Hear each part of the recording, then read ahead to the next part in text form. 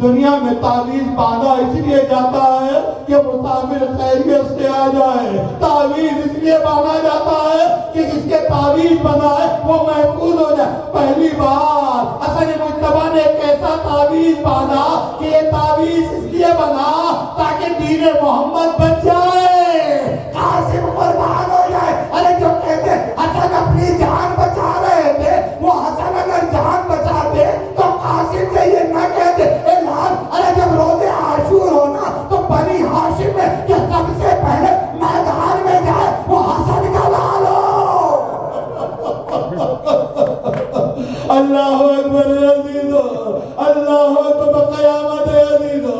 ہاں عزیزو, ارے صبح عاشور آئی ہے, حسین کے بعد 13 سال کا بھتیجا آتا ہے, کہتا ہے اے چچا جان مجھے مقتل میں جانے کی اجازت دیجیے. حسین کہتے لال تمہیں کیسے اجازت دوں, ارے میرے بھائی کی نشانی ہو.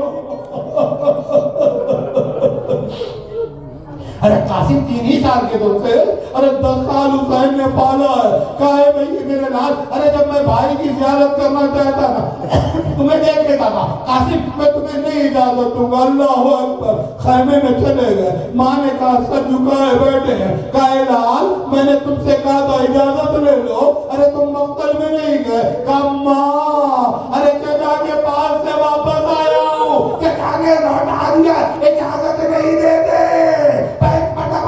فرمانے کا اے لال کیا بابا کا تعویذ یاد نہیں ہے؟ آوازیں بلند ہے آپ کی, ارے بابا کا تعویذ مجھے یاد نہیں. کیا اماں یاد ہے؟ کیا لال کس دن کے لیے؟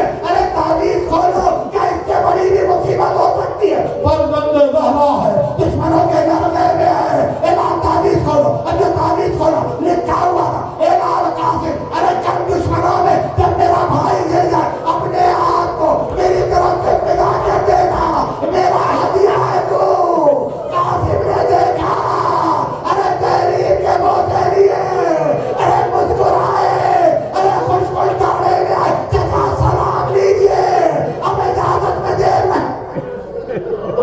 چچا اجازت میں دیر میں کیجئے. کہا کیوں لال, کیوں اجازت میں دیر میں؟ کہا بابا کی تحریر لایا ہوں, بابا کی تحریر لایا ہوں. میں ایک مرتبہ حسن کی تحریر کا سنا ہوتا ہے. کہا لال کہاں ہے میرے بھائی کی تحریر؟ ارے ایک مرتبہ قاسم نے باپ کی تحریر تھی, حسین نے آنکھوں سے لگائی, بوسا دیا. زمانہ مدینے کا یاد آ گیا, کبھی منبر یاد آیا, کبھی مدینے کی گلیاں یاد آئی, کبھی نبی کی پشت یاد آئی. اللہ اکبر. ایک مرتبہ رونے لگے. ارے قاسم کو سینے سے لگایا, اے لال ارے تم نے کتنا بڑا سوال کر لیا, ارے میں منع بھی نہیں کر سکتا میرے بھائی کی تحریر. اتنا بتا دو قاسم, موت تمہارے نزدیک کیسی ہے؟ توجہ رہے, موت تمہارے نزدیک کیسی ہے؟ قاسم نے کہا اہلا میرا حسین, ارے شہر سے زیادہ شیریں ہے. اے قاسم اگر تم نہ بتاتے تو قیامت پر شہیدوں کی شہادت کا منصبہ, اور یہ ذائقہ شہادت نہ ہوتا बाजी को सीने से लगाया, बहुत रोए, यहाँ तक कि हुसैन को भी कश आ गया, कासिम को भी कश आ गया, गश से बेदार किया गया। अली को आखिरी मंजिलों की तरफ आ गया, गश से बेदार किया गया। ये लो कासिम भी गश से बेदार हुए, हुसैन भी अफाका हुआ। हुसैन ने एक मरतबा हुसैन ने कासिम को सजाया। अरे हाँ अजीजों, भाई की आवाज जो है कांधे पर डाली, भाई का मामा कांधे सर पे रखा, उसके बाद घोड़े पर सवार किया। अरे 13 साल का कासिम है, अरे पाँव रकाब तक नहीं जाते, रकाब छोटी की, कासिम को बिठाया, मक्तल में भेजा, ए लाल जाओ, आखिरी अरे कासिम ने जंग की। मैं हुसैन का मुहानी हो, नासिर हो, है कोई मेरे सामने? एक के बाद एक लोग आते रहे, अल्लाह अकबर। अजरक शामी के 4 बेटे मारे गए, अरे 7 बेटे मारे गए। आखिर में अजरक शामी वो आया है, मौला ने कहा दुआ करो मेरा कासिम पता याद।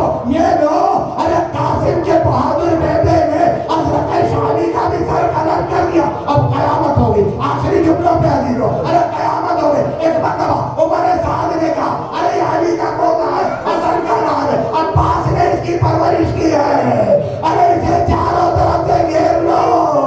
अरे कयामत हो गई। अरे कोई तीर मार रहा था, कोई तलवार मार रहा था, अरे कोई नेज़ा मार रहा था, अरे जिसके पास कुछ न था, चोरियों में पत्थर भरे थे, कासिम में पत्थर बरसाए जा रहे थे। मैंने तारीख की किताबों में पढ़ा, अरे 2 ही जख्मी है जिन पर तीर से हमला हुआ, तलवार